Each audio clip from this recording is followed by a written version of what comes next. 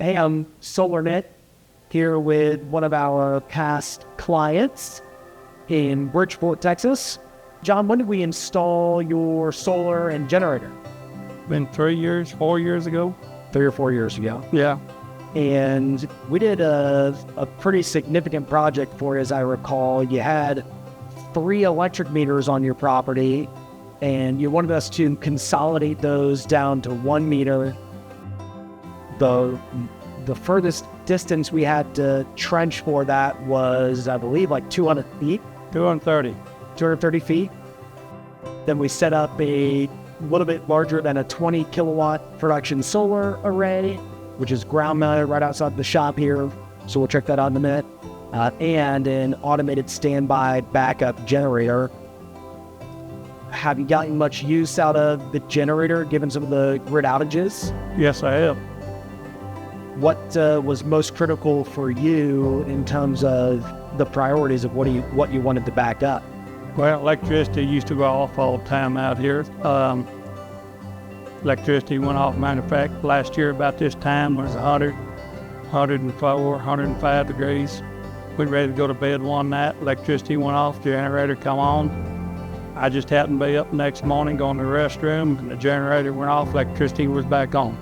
So you're talking about 4 to 5 hours, electricity would have been out, and it would have been hot. Next door neighbor, talked to him the next day, and he said they didn't get much sleep because it was so hot, and I told him I slept just fine. So, take a look at this ground-mounted system. The value and benefits of a ground mount is that we can face all the panels in the optimal direction to capture the maximum amount of sunlight possible. It is a fixed rack, so they do not move or track the sun at all. Instead, they're facing due south. And so while, yes, the sun rises in the east and sets in the west, in Texas, the sun predominantly shines up to us from the south, which is especially apparent in the winter months when the sun's at a lower and more southerly angle in the sky. And so you can see we did 4 panels high, and this is a really long and wide system. We did use the end-phase microinverters, and so this was a few years back, probably 3 or 4 years ago. We got the IQ7 pluses on here, and so every single panel, pretty rare that we get this opportunity to see underneath the system's post-install. You can also see we used a Q-Cell 400 watt panel alongside of these IQ7 pluses. And so that just means that each of these panels operates independently from the other. We're using all metal stanchions to make sure this is all really well put together. Each one of these is poured concrete in there, so it is definitely labor intensive.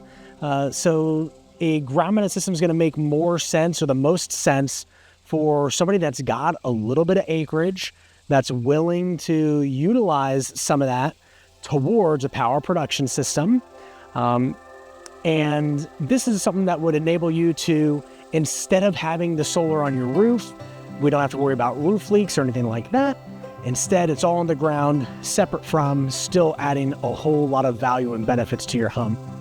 Of course, we went solar before that February 2021 snowstorm and freeze, which caused some outages, and then as an effect of that, we've seen electricity prices throughout the state skyrocket since then. Thinking back before you went solar, what were your electric bills like then? Well, they average around $215 to $230 a month.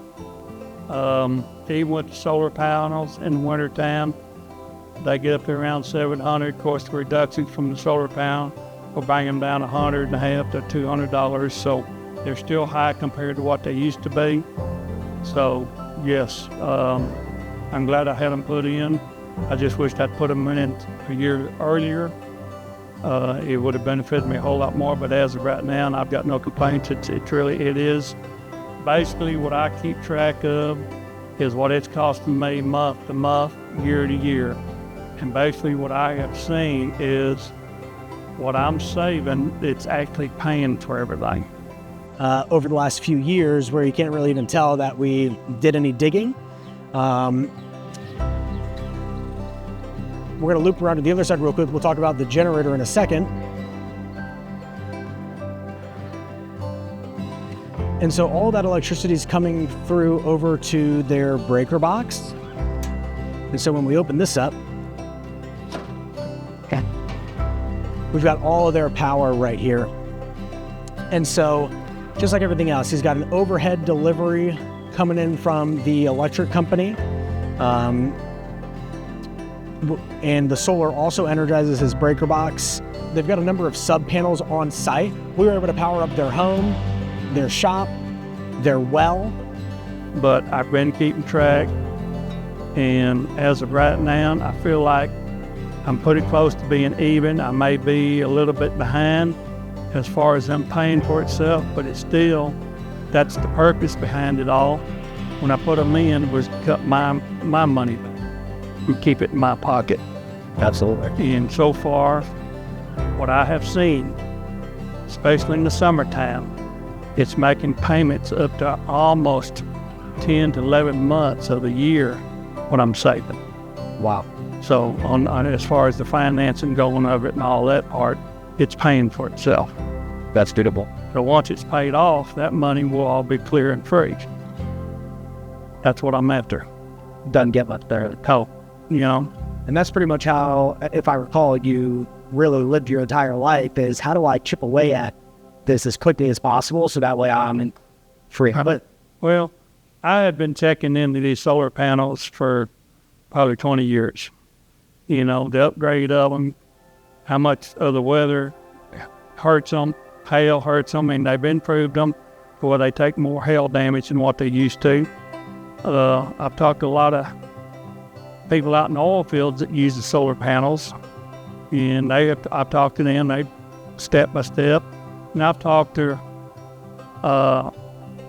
different areas that use them, and they've explained to me the difference. And I've talked to people that explained the stuff to me to the point to where when I went through that winter, that was last winter, I was going to have that. So that's the reason why I go ahead and started the ground and getting them put in the generator. That's amazing. I was going to put batteries in, but I backed off the batteries for right now. You know, a lot of people don't know, I know this, and obviously you know it too, a lot of people don't know that the oil and gas industry uses solar a lot. What do you know about that? What can you teach others about? Well, they use it on a lot of their computers and stuff, on their computers out in the field where they can sit and read them in the office. And then they go out there maybe once a month, twice a month, and double check everything. But a lot of that is solar ran. A lot of people don't know that. I did. And that's because a lot of these rigs and whatever the equipment is they're working on is in the middle of nowhere. Right. There is no utility delivery in those areas. And so you have to have some sort of self-sustaining electric production system to keep your pumps running or whatever the equipment. Well, they used to put in diesel engines out there on a lot of them to keep things running, to power everything. And when the solar panels come out, they started using solar panels instead of the diesel engines because the upkeep is less. The wear and tear is less, and it does just as good a job as the diesel engine running all the time. Yes. That's not to put the diesel engine down. It served its purpose in more ways than one. Because like a lot of people don't know, they put the diesel engines out in off oil fields to test them, to get the bugs out of them before they put them in trucks, before they put them in pickups. And they come out the solar panels. They started using solar panels out there and saw how good they were. And if they were able to cut their costs back by not putting diesels out there, instead of using solar panels, do the same thing, and it worked for them. Yeah. And that's where I've gotten my knowledge from. That's awesome. Right next to all of this is the 22 kilowatt generator we did as well, which in the event of an outage,